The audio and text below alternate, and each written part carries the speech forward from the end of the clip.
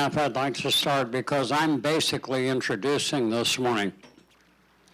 Welcome to, we've entitled this, Through All the Changing Scenes of Life. This is some weeks ago, as we're making transitions here, Aaron met with Pastor Schnocky and myself, and Pastor's, as you know, doing now, taking us through the book of Acts, and there are some weeks when he's away and he and Jane are traveling in this.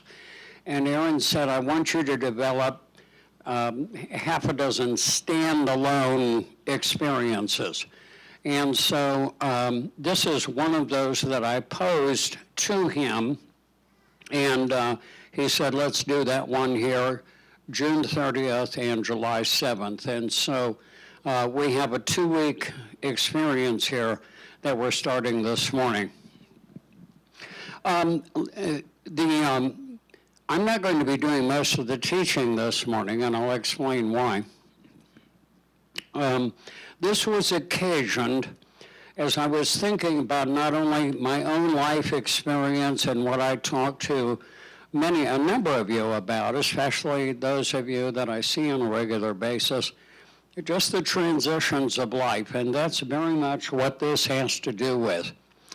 It struck me some weeks ago, months ago, that we have a special experience when an individual loses their spouse or child or parent, and that's the grief seminar that Dylan Toyd has been doing for us. All of life is full of transitions, day to day and time period to time period. Every one of those has its own elements of grief and transition. And one of the individuals in the history of human thought and study of human personality is an individual named Erickson, who has provided for us a very helpful framework in some of the things that we go through as we learn to be a human being, even down to the end of our years. For us as Christians, that includes our faith life in a unique way. I have many friends who go through these same transitions, and they think through it with the way they see their world and their faith. And sometimes we don't always handle this well. The overall goal of this 2-week experience is for us to encourage and strengthen our faith in the love of our God for us and our love for our neighbor and honor of ourselves. And so we're going to get a bit of comprehension of this matter. If we're going to talk about Erickson, I can give you a thumbnail sketch, but I am not as well trained on it as, so I've invited my absolute favorite psychology professor to come and be our principal speaker this morning. This is Professor Rebecca Risto, who also happens to be our youngest daughter, and even better, the mother of my newest grandchild, who was here a while ago, and the star of the show has already left. Her dad came. So the rest of it, you can leave now. You know, Rebecca is going to spend this morning talking to you about Erik Erickson, just a little bit about where he came from, but more importantly, what he observed about our human experience. As I was posing to do this, I have a hymn I'm going to use a few stanzas from as our opening prayer this morning. A few of you may remember this from the 1941 hymnal. It did not make the last 2 hymnals, unfortunately. That may explain a lot. I was at Trinity last week, and we spoke about fear and faith. And I wanted to sing the song of the Sanforized Trust. Oh, for a faith that will not shrink. That's a joke. Sanforized trust doesn't shrink. Oh, okay. For those of you who don't know what the process of sanforizing is, it means you treat cloth and so when you walk, okay. Got it, thank you. It just wasn't that funny, right? A dad joke. I think we used to be a lot more keenly aware of some of these passages of time in our lives. And we thought about them, and that's part of our goal this morning. It is not just, yeah, and so let's begin. This is from the 1941 hymnal, and it's the hymn entitled Through All the Changing Scenes of Life. Few stanzas.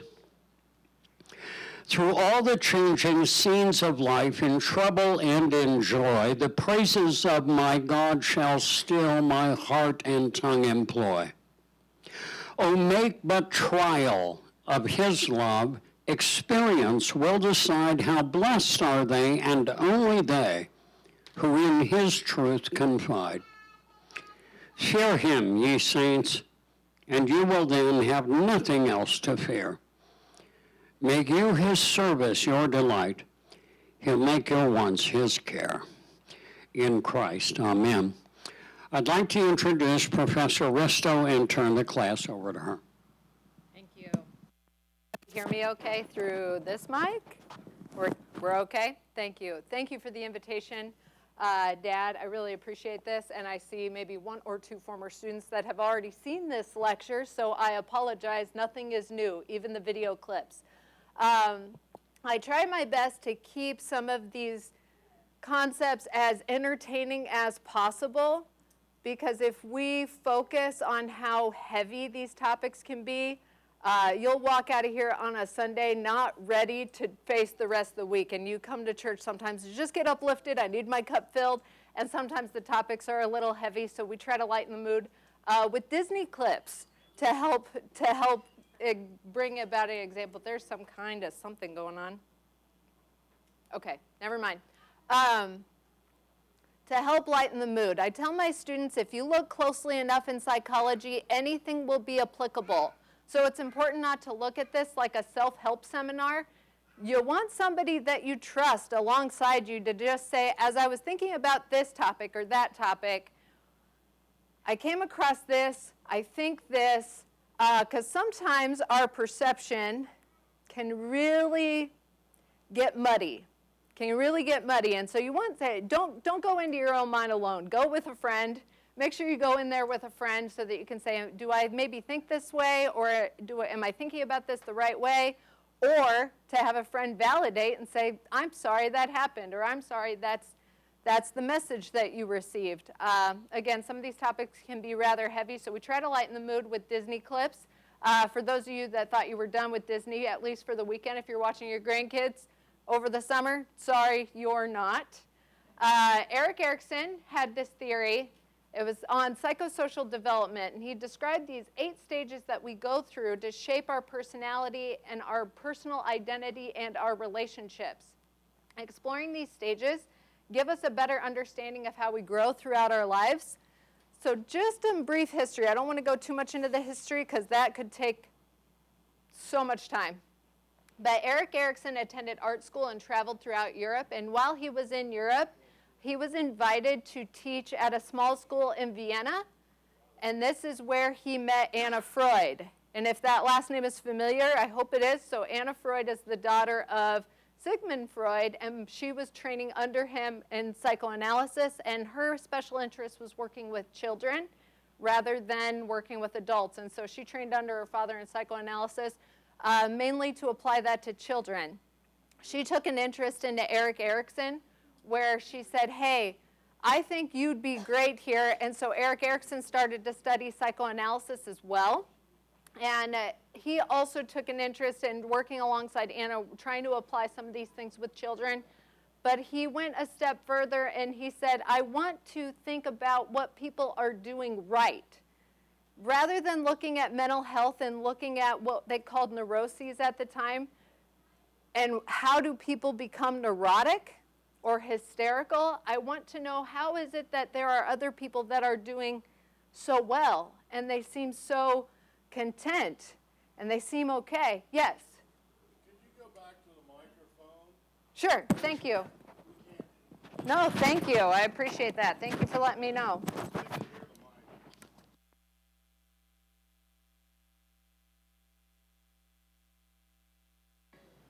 No?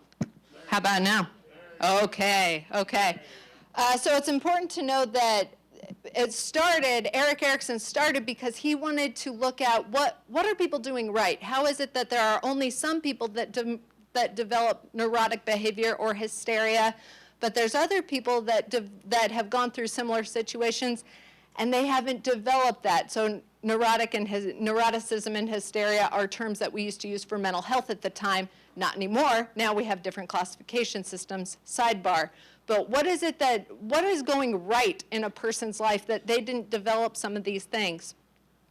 Freud then emigrated to the United States, and he emigrated to the United States in 1933, and he began teaching at Harvard Medical School, where he became interested in studying more about the consciousness and how it operates.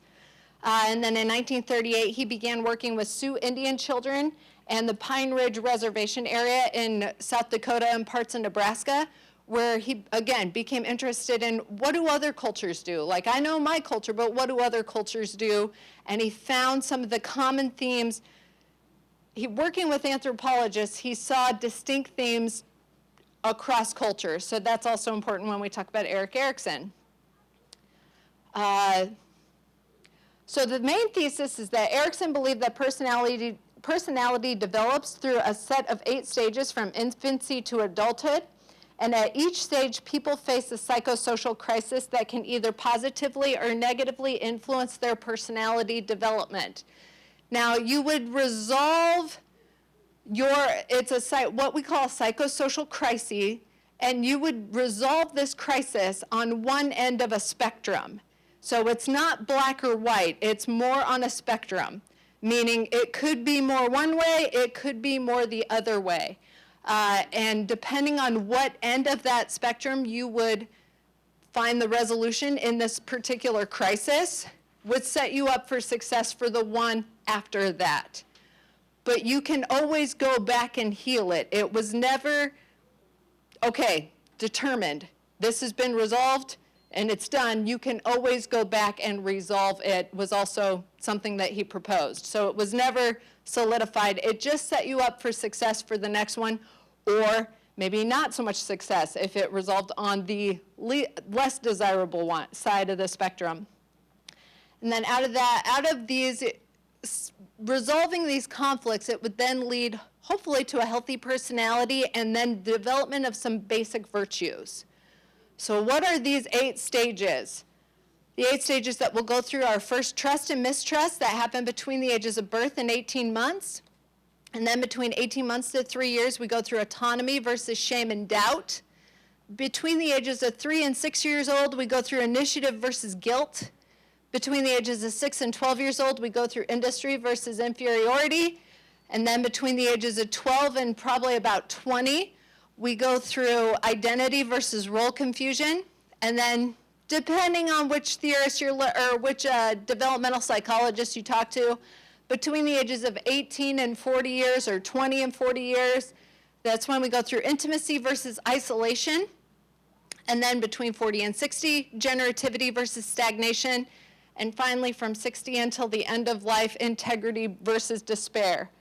Now, these are strange words to describe concepts. I tell my students that psychology is just explaining things you already intuitively know in terms that you don't understand yet.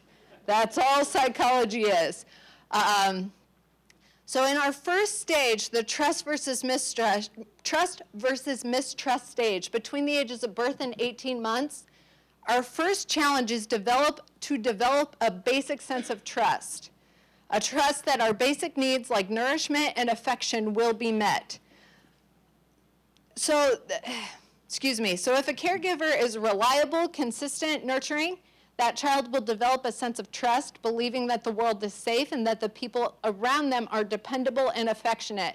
This sense allows the child to feel secure, even when threatened, and extends to their relationships, maintaining their sense of security amongst potential threats. What does this mean? I'm going to show you now our Disney clip to help make sense of it, and then we can move forward. So bear with me, because I'm going to flip back and forth, see how we do. Tried to cue it up just where I needed it to. And sorry if you're a millennial like me and you already saw some of the clips, and yes, we're going to cry. If you don't know Monsters, Inc., let's provide a background story because it may not be as familiar to you. If you don't know the story of Monsters, Inc., there's a town of monsters, and they get their energy from scaring children at night. That's how they harness children's screams for their energy conservation, just so you know. And a child then finds her way into the Monsters, Inc. town, and the monsters are convinced that she's poisonous, but you'll hear John Goodman's voice as Sully. Sully actually is discovering that children are not terrifying, that they're not poisonous, and he has developed a liking to a little girl. So they're trying to get her back home, but they have to disguise her in a monster costume. Do you guys like Disney movies? Do you like Disney movies? Yeah, me too. Okay, are you ready? Because I'm ready. Good. No, I can't. Sir, you have to listen to me. Pay attention, everyone. You're about to see the best Sir, in the business. Reset the simulator. But sir! Night, sweetheart. Night, Mom. Now, give us a big, loud roar. Mr. Waternoose, there's no time for this. Come on, what are you waiting for? Roar! But sir! Roar!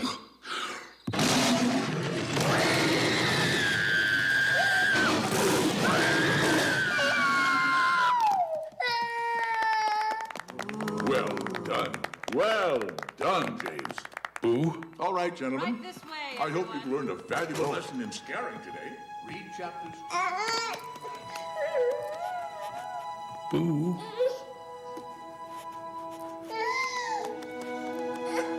Boo.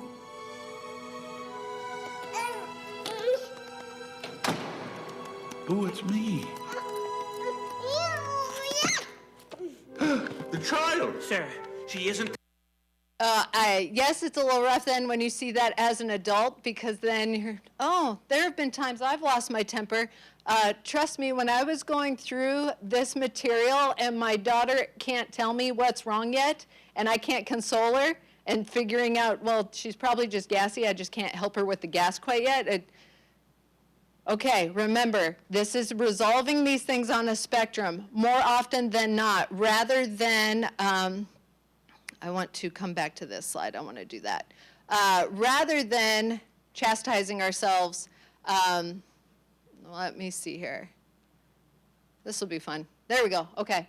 Rather than chastising ourselves for the times that maybe we lost our temper with our littles, because we probably have or at least felt it, we can just be aware.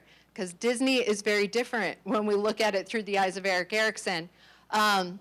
If a caregiver is consistently inconsistent, the child will learn, I'm alone. Like, I've got to do this by myself again. So it's more resolving it on one end of the spectrum. Does this happen out of 1 or 2 times? Probably not. But if this caregiver is consistently inconsistent, not providing for the needs of the child will then learn, the world is independable because I feel lonely and I feel alone and I feel scared, and this caregiver I have is consistently inconsistent. If the caregiver is consistent, I'm trying my best, I'm trying to feed you or trying to help you with the gas, trying to clothe you, trying to make sure you're clean, then over time develops a sense of trust that this caregiver is trying to meet my needs, that I know that this person is there. And the basic virtue that we get out of this is hope. Hope that somebody will be there for us.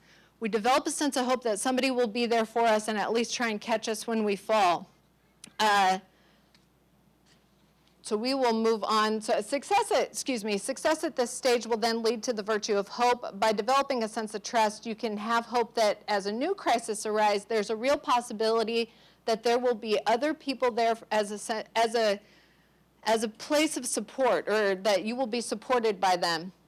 Failing to acquire the virtue of hope will lead to the development of fear, and that infant will carry a basic sense of mistrust with them throughout other relationships.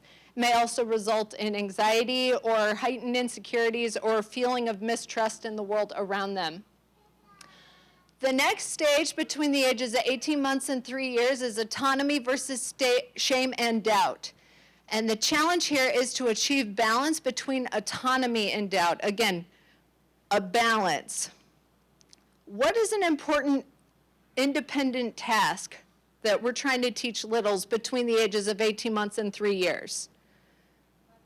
Potty training, good. And that is very basic to this one. Potty training, I'm trying to, and that helps develop the virtue of will. So toddlers need to explore their world and develop a sense of personal control and independence. And I don't know the last time anybody has told me, good job for going to the bathroom all by myself. I would appreciate that. The students really, I'd give them the challenge when your college roommate walks out of the bathroom, maybe you should try it and see what happens. Just congratulate them. So when we can do this, when you can do things by yourself, you know that you have will, that you have your own will. And when some parents talk about the terrible twos, now you can give this back to me when Ellie is at the terrible twos, but when people talk about the terrible twos, I say, that's not so terrible. We're just asserting our own autonomy. We are asserting our own autonomy. It is rough. It is rough because now they have their own voice, but we are learning the person that they are, and they are asserting their own autonomy, which will be important now, but maybe difficult for you when you're trying to get out the door and they want to put their own shoes on, or they want to put their own seatbelt buckle on, and they just can't do it as fast as you'd like them to. It's like, we gotta go out the door. But you are asserting your autonomy right now, and I need to try and let you do that. So we have a Disney clip, obviously, and it might look different. Let me see. Here we go. We're not gonna watch all 12 minutes. The audio might not be great. It's not great.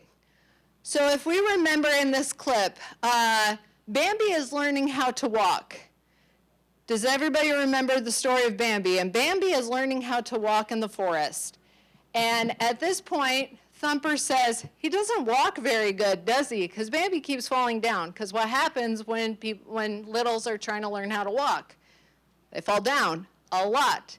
So much so that my friend Jeremy over there and I, we have friends that once upon a time, whenever the little would fall, the parents would kind of cheer instead of make a big deal about it. And, are you okay? Are you okay? Because they wanted to kind of associate light falling with, hey, it's going to be okay. We can pick ourselves up and keep moving, to help you develop your sense of will, to know that you can pick yourself up and keep going, or we got to keep trying. So Thumper then is told, if we can't say anything nice, we don't say anything at all. And then all the little woodland creatures are trying to help Bambi learn how to walk, and we appreciate it because we're excited that we can all walk independently now. I appreciate it. Yes, sir, you in the front, you have your hand raised. Turn the lights down? Dad, would you mind getting the lights? Thank you.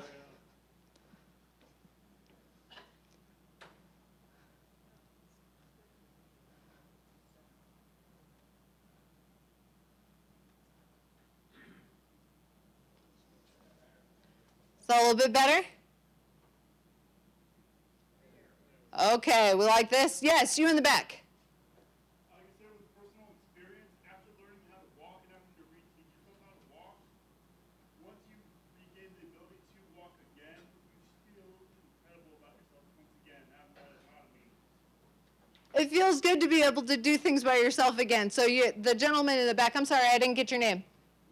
Lane, thank you. So Lane talked about an experience where you had to teach yourself how to walk again, going through an experience where you lose the ability to walk and then you gain that ability once again, and that sense of autonomy comes back. I appreciate that. Thank you for sharing that with the class. I feel the same after pregnancy, maybe 2 weeks after pregnancy, and I got a little more autonomy again. I was like, told my friends, I just am excited to be a little bit out of the house and to be able to walk again, be able to see my friends, be able to have some of that autonomy back, feeling chained into the house. It was very different. Thank you for that experience, because we go through that again. You go back and you go through, when you lose your sense of will or your sense of autonomy, you can feel like you can feel like an infant again and go through this experience of, I don't like to be dependent on other people. And Toddlers are much the same as us. I don't like to be dependent on other people. I want to be able to do things my way, the way I want to, because I am autonomous. But if that gets squelched too much, so let's say Disney decided that for this clip, they were going to just make fun of Bambi incessantly and continue to push Bambi down. I don't think that would fly with Disney, but let's say that happened. Then instead, Bambi would have developed a sense of shame, like I can't take initiative, or I can't assert my will over anything because my independence has been squelched so much that I need a caregiver in order to do something independently. I have to do this with another person in order to do this independently. I cannot be autonomous. I am not my own person. Our next stage, between the ages of 3 and 6, is initiative versus guilt, which sounds a lot like the next stage, so the previous stage. But because I am hopefully I developed this idea of autonomous skill, I have my own will, I can assert my will. Now I want to initiate my own activities and assert control without encroaching on others' rights. Very important at this stage. We learn sharing. We learn sharing toys. We learn boundaries a little bit. And out of this, we develop a sense of purpose. So preschoolers are supposed to initiate tasks and carry out their own plans. Success leads to a sense of initiative. I can take initiative by myself. If you are managing anybody young, maybe right now you're a little frustrated with them that they're not taking initiative, that they're not thinking ahead, or they're not planning their own activities. What to do to fill your time at work so that you justify your paycheck. But that's what we want. We want people to take initiative. But between the ages of 3 and 6, it might be a little difficult because you'd like them to play in their own little play area. Here's your little box, or stay here. Play with your toys this way. But they have better imaginations than we do. They have different ideas on what they'd like to do in their playroom. Failure to develop a sense of initiative results in guilt over their desires and a suppression of taking initiative. Again, my desires, things I want, probably shouldn't do. I shouldn't do that by myself. I've got to rely on somebody else in order to, I've got to wait for somebody else to tell me what to do. Our next clip then, if you're familiar with Finding Nemo, Nemo has an overprotective father. And it comes from Nemo's father. It was a tragic accident in the family, so he's very overprotective because Nemo is all he has left in his family, so he didn't want to put him in school quite yet. Here's our clip. Guys, wait up! Whoa. Cool. Saved your life! Oh, you guys made me eat! What's that? I know what that is. Oh, Sandy Plankton saw one. He said it was called a butt. Wow, that's a pretty big butt. Oh, look at me! I'm gonna go touch the butt. Oh yeah? Let's see you get closer. Okay. Beat that! Come on, Nemo. How far can you go? Oh, my dad says it's not safe. Nemo! No! Dad? Ugh, you're about to swim into open water. No, I wasn't. It's just a good thing I was here. Dad, If I hadn't shown up, I don't know. He wasn't gonna go. Yeah, he was too afraid. No, I wasn't. This does not concern you, kids. And you're lucky I don't tell your parents you were out there. You know you can't swim well. I can swim fine, Dad, okay? No, it's not okay. You shouldn't be anywhere near here.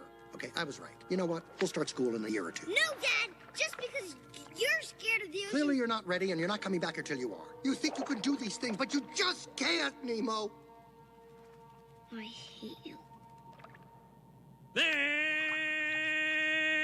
nothing to see. Gather, over there. Excuse me, is there anything I can do? I am a scientist, sir. Is there any problem? You know, I'm sorry, I didn't mean to interrupt things. He isn't a good swimmer, and I just think it's a little too soon for him to be out here unsupervised. Well, I can assure you he's quite safe with me. Look, I'm sure he is. But you have a large class, and he can get lost, you know, from sight if you're not looking. Now, I'm not saying you're not looking. Oh my gosh! Nemo's swimming out the sea!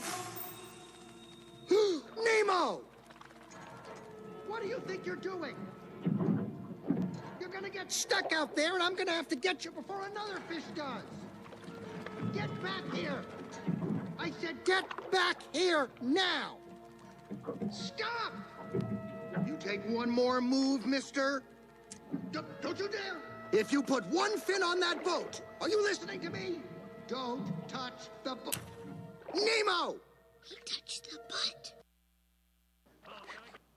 So, yes, what we do need to learn is that sometimes there are negative consequences to our actions, and that happens between 3 and 6. I broke my leg when I was about 2 or 3 years old playing in and out of the refrigerator. I'm sure I was told don't do that, but I need to try it myself, and a negative consequence from that is a broken leg. I, to this day, don't play in and out of the refrigerator, so thank you for that. We do need to learn from hard lessons. Obviously, it's hard to understand when you're between the ages of 3 and 6 that your parents are really trying to make sure that you don't get hurt, and yet there's a psychologist I appreciate that says if you're watching your kids doing something dangerous, but they're doing something dangerous carefully, give them some space.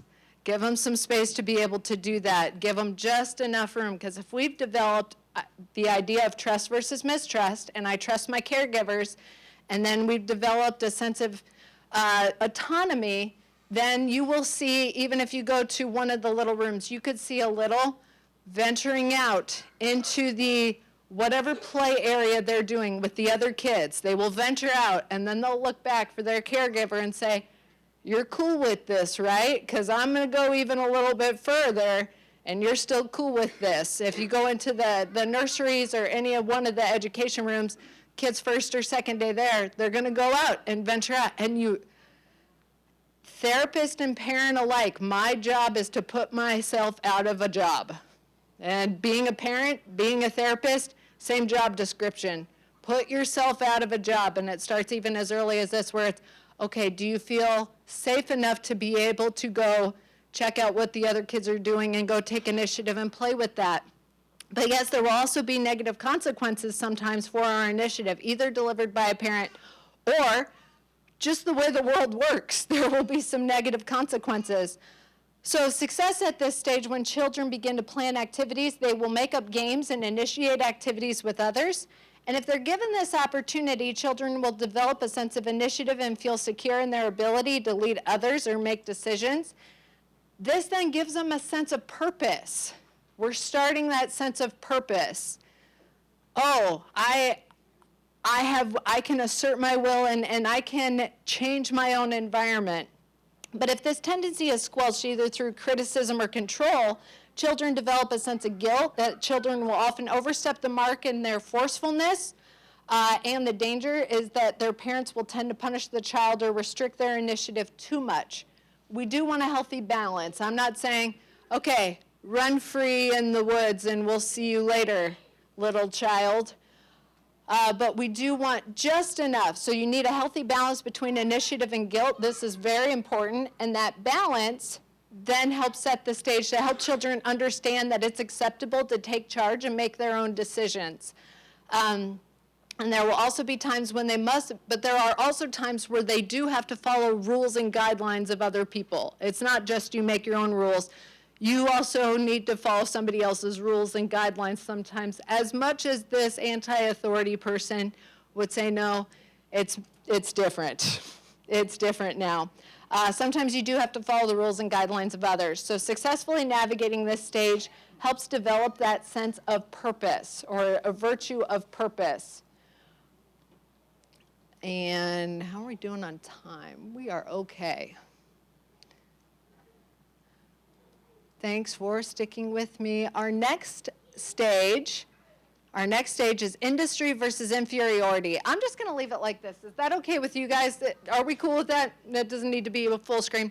Our next stage is industry versus inferiority, and this is between the ages of 6 and 12 years old. You remember the social hierarchy of school probably all too well.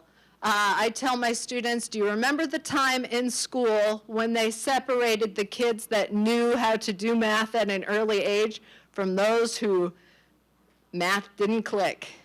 And all of a sudden you were aware, you came out of this weird fog of social comparison where you were aware that there are other people that can do things that you can't.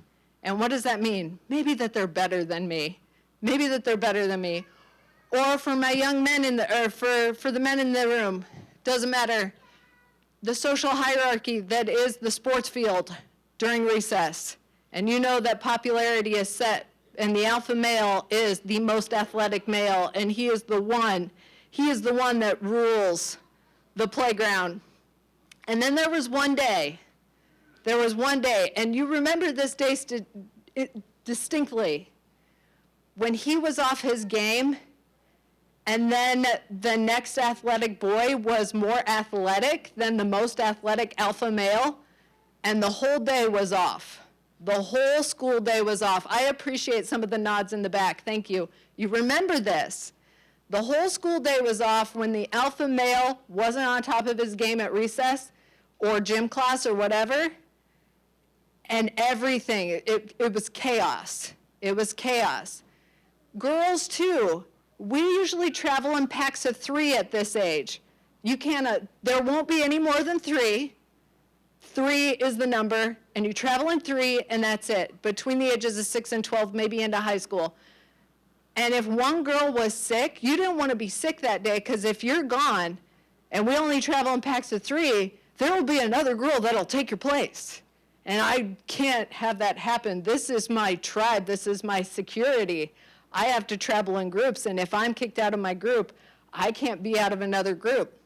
And what we learn at this stage in the industry versus inferiority stage is that I need to learn how to meet the social and academic requirements that my society demands at school. So social is important as well as academics. We're very aware that I am safer in numbers, or I am safer in my status on the social hierarchy, higher, not lower, than I am if I'm by myself. And then academics, I know that will help establish my sense of security with my family. These are lies. These are lies that we tell ourselves, but when you're between the ages of 6 and 12, you don't have the cognitive ability to know that these are lies you tell yourself. You just know that this is what keeps me safe. So we also develop at this stage, though, the virtue of competence. If I can meet the demands of the social hierarchy, and if I can meet the demands of academics, or if I can meet the demands of sports or piano or whatever it is I'm trying to do by myself through being industrious, I feel like I have a sense of I can do this. I feel competent. So children cope with that social hierarchy of school and the demands set by their authority figures. Sometimes it can be overpressuring, other times but I feel like I'm capable. Other people aren't swooping in and doing it for me. I believe that I'm capable and competent. I can do this by myself. So our clip for this one, The Incredibles, this is actually a family that they are living in secret amongst us normal people. Amongst us normal people, the Incredibles are a superhero family, and they have decided that they're not going to show off their superhero abilities because the town is fed up with superheroes coming in and saving the day. So the superhero father has to get an office job in a cubicle, and the superhero mom has to be at home, and they have superpowers. They could easily just meet the demands much quicker and faster than any of us, but they are hiding in secret their super abilities. They have a son, Jax, who's between the ages of 6 and 12, and his parents, he can run very fast, and the family have opted that he's not going to get involved in sports because he is too good.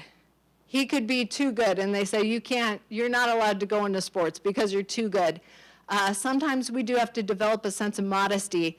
So at the end of the movie, finally, the Incredibles decide to let Jax compete, and we do need to develop some modesty, so we have a great clip for this here, in which Jax gets to run in his first relay. I'm not an athlete. I don't know what he's doing. He's running, though. I know that. He's in track or something.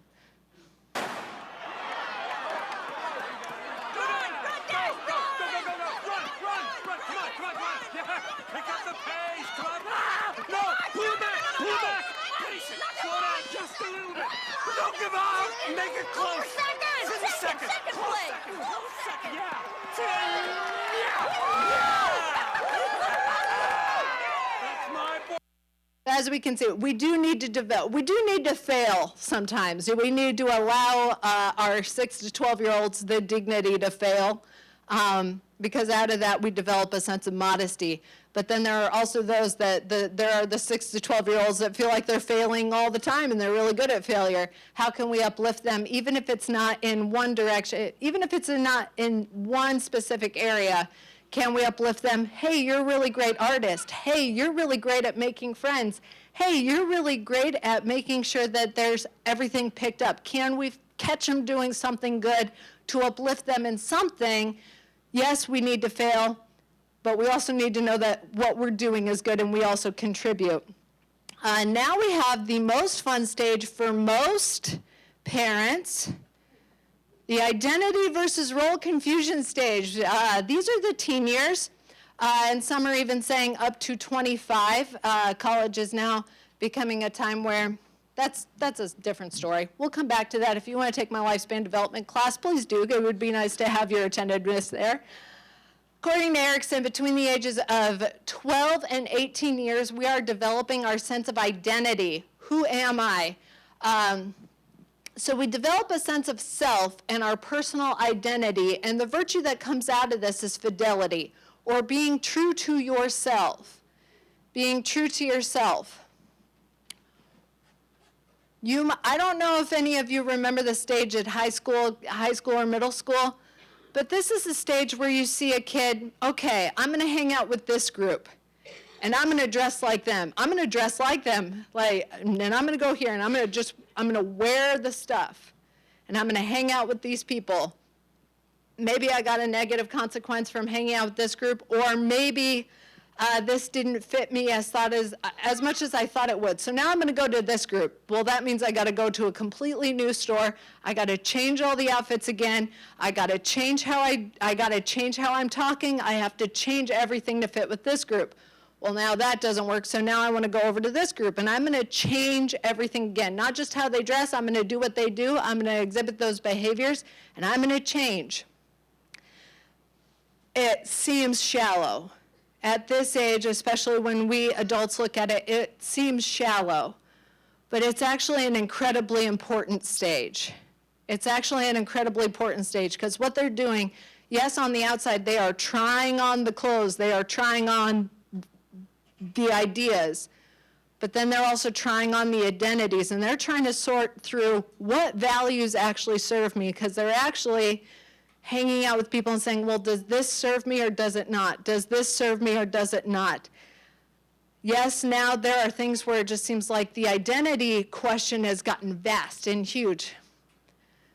And I'm not one way or against, but I want to challenge, can we take some of the pressure down a little bit and just say, are they just trying it out? Are they just trying something out?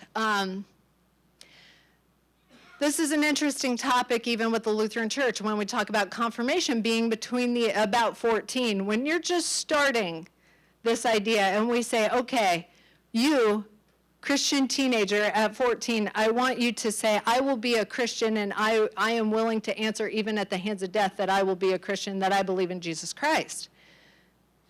14-year-old can't comprehend what that looks like, but can I try this identity on? Is this an identity that works?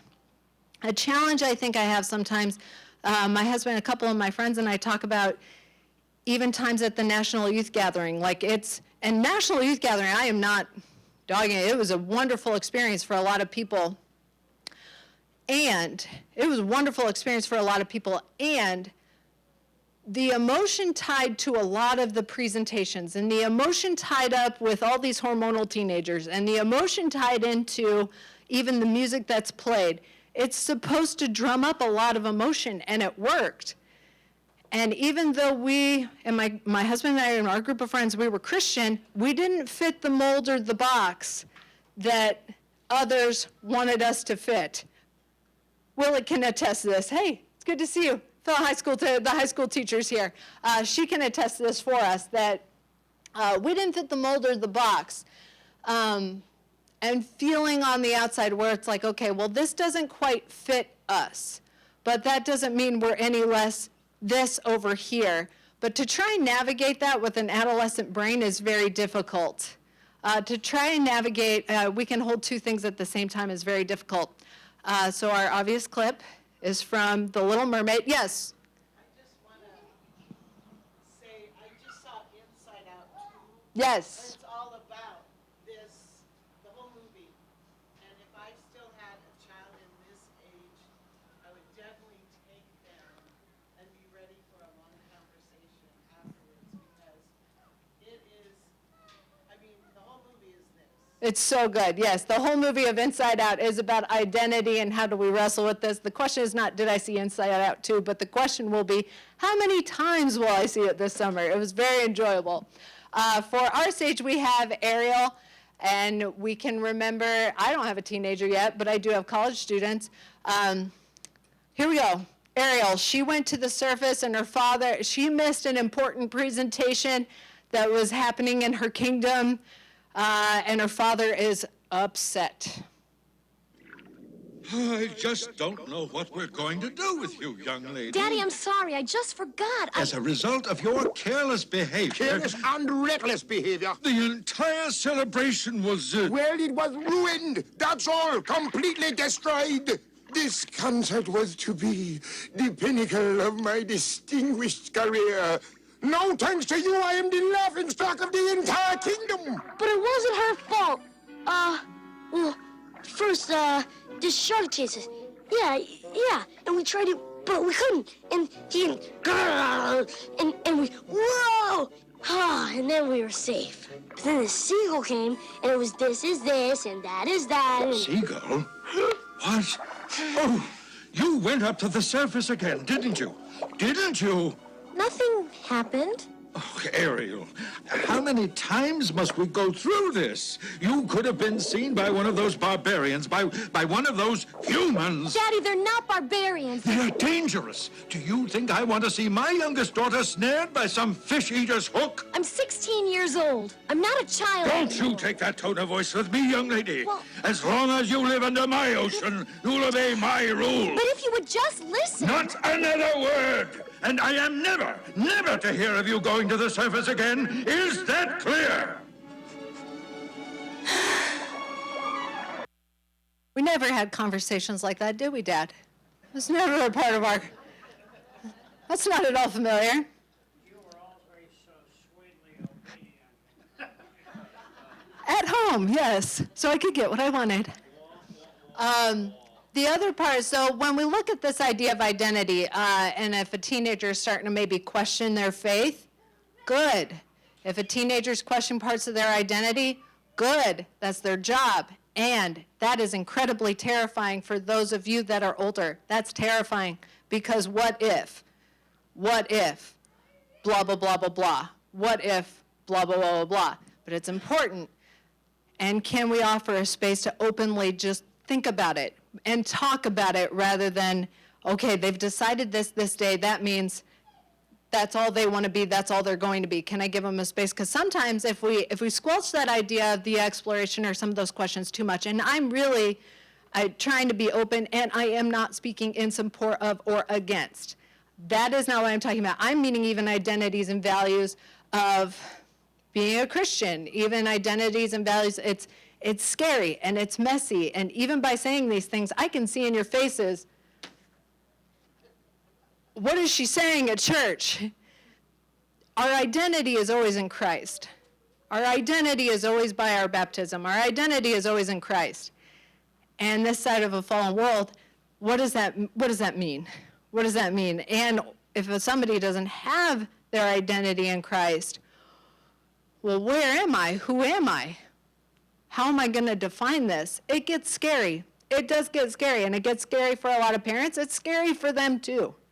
It's scary for them too. And how do we maybe provide a space to explore and discuss and question? Explore and discuss and question while offering guidance, while offering some guidance. Because if we try to control the outcome too much, that's where we get rebellion. If we try and control that outcome too much, that's where we get some of the rebellion, according to Erickson. Our next stage, if you will, is the intimacy versus isolation stage. And this is between the ages of 20 and 40 years. This is where you are developing an intimate relationship with a few other people. Your spouse or a long-term, your spouse or maybe a long-term person, and people that know your soul. The really good friendships, people that you have shared all the secrets to. It's not just an intimate partner. It's not just an intimate partner, but that intimacy of the being willing to allow somebody into your weird little world, which is your head. Who can I talk to about what's going on in my head? And this is where we develop the virtue of love. We develop that virtue of love. Success leads to very strong relationships where failure results in loneliness and isolation. Can I develop a sense of that using basic trust? Can I open up my world and know that I will be loved and I can show love to another person? That I'm not just trying to perform or earn love, I'm just showing up and somebody else accepts me and I accept them just as they are. I'm not trying to change them. I can just give space for them to be them. You can be you and I can be me and we can share in this together. And that's with friendships and in marriage. Yes, if you've seen this before, I apologize. It is a tearjerker. But this is from the movie Up, and Disney just starts a whole movie with this clip. And we'll go.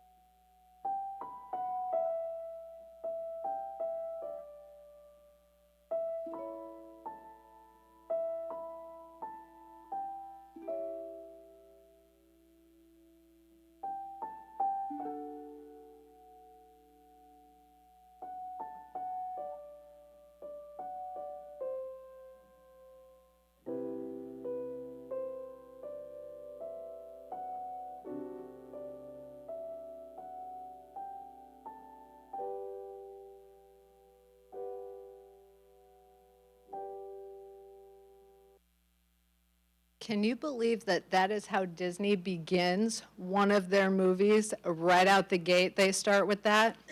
But the intimacy versus isolation stage, intimacy comes from a lot of shared pain and a lot of shared hurt. It doesn't come from, I'm showing up to perform something. I'm showing up to perform my best self, and you're going to love me as long as I fit this kind of mold. The intimacy comes from sharing things that are it comes from sharing a lot of life together, and it comes from sharing a lot of painful secrets.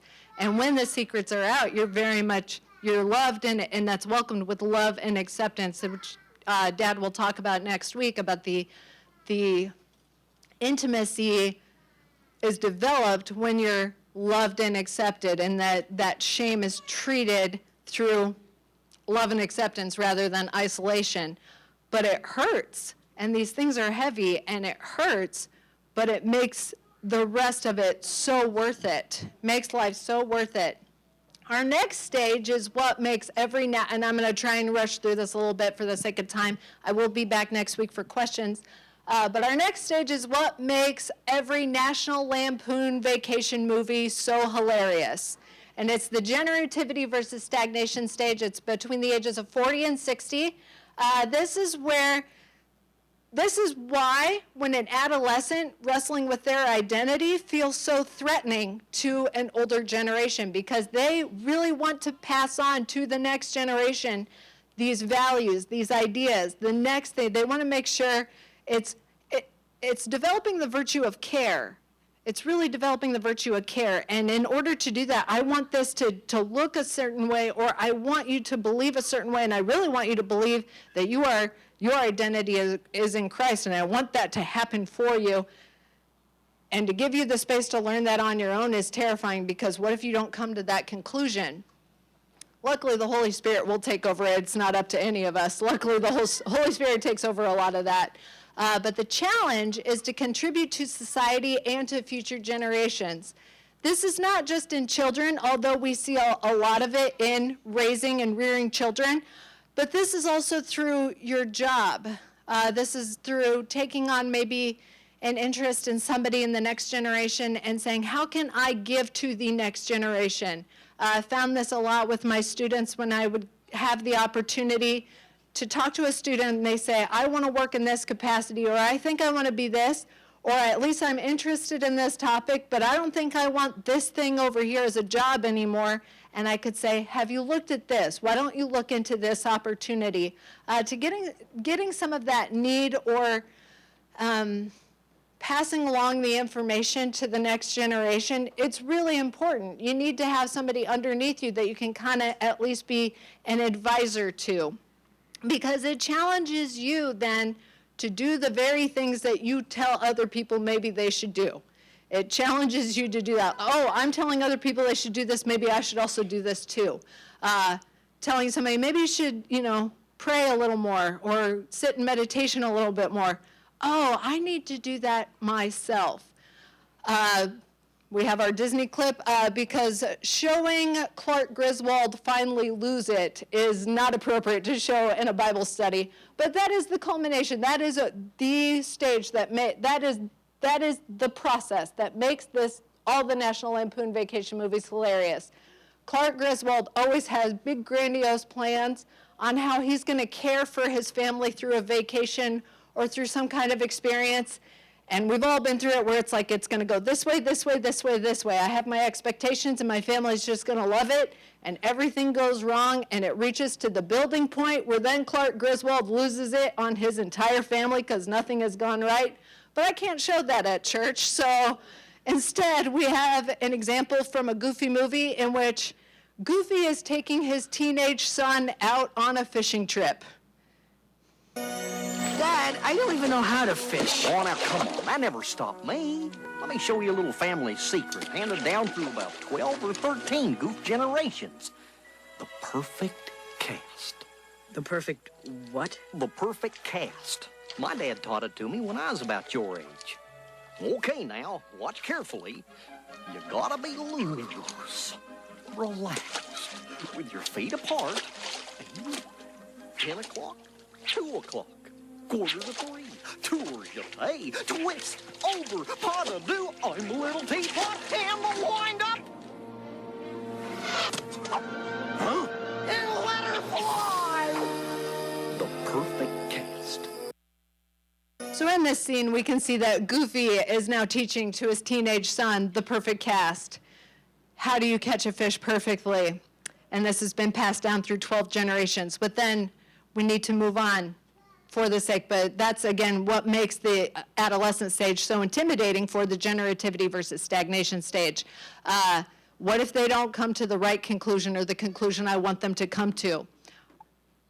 To wrap it up, our last stage is the integrity versus despair. This is where somebody reflects on their life and they're either feeling a sense of fulfillment or a sense of regret. This is where we get wisdom. So I went through this, some of the generativity versus stagnation stage. The year that Dad decided to retire, in quotes, because he's here now, so retire from the ministry, is the same year that my mentor at Concordia said that she was going to decrease some teaching responsibilities, and I really look up to this woman. I can call her anytime. And then my boss at Lutheran Family Services at the time, the CEO of Lutheran Family Services, decided to retire, and then Russ Sommerfeld decided that he was going to retire from being district president. And so all of these people that I looked up to in my life, they all decided to retire. And I said, but all of you guys leaving your post, like, you guys are the carriers of wisdom. You're the carriers of wisdom. It feels like anytime Gandalf left the company or anytime Gandalf decided to leave anybody else in the fellowship and he just was going to go do his own thing. We need a wise old archetype to be there because they are the carrier of wisdom. To which my mentor, Dr. Elwell, said, it's your turn. It's your turn to carry that. And those are big shoes to fill, which I don't think that, maybe I'll learn how to do that, but that's the challenge, is we look up to you. Even if it seems like nobody looks up to you, we look up to you. You guys have lived a lot of life. You've gone through a lot of experiences. And as individuals grow and they reflect on their own lives, they feel a sense of satisfaction and or failure through what they've accomplished. For those of you that haven't seen Homeward Bound, I recommend it, but it's a tearjerker. Just so you know that 2 dogs and a cat are on their way back to their 2 boys and little girl in the family, and so they just lost the cat. The cat just got lost in the river. Don't worry, she comes back, spoiler. But they don't know that yet. They don't know it's going to happen, but it's a Disney movie. It's all happy. Don't worry about it. But at this scene, this is our final scene before we wrap up. Shadow is reflecting on his job.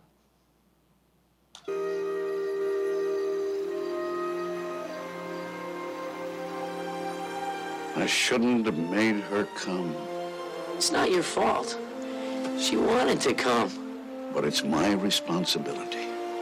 I had a responsibility to Sassy, to love her and protect her, the same as I have to you and to Peter, and the same as you have to Jamie. But we didn't ask for this job. We didn't have to. It's built in. Has been ever since the dawn of time, when a few wild dogs took it upon themselves to watch over man, to bark when he's in danger, to run and play with him when he's happy, to nuzzle him when he's lonely. That's why they call us man's best friend. Looking at him that night, he seemed so wise and ancient, like the first dog that ever walked the earth. And I just hope that one day I could be like him.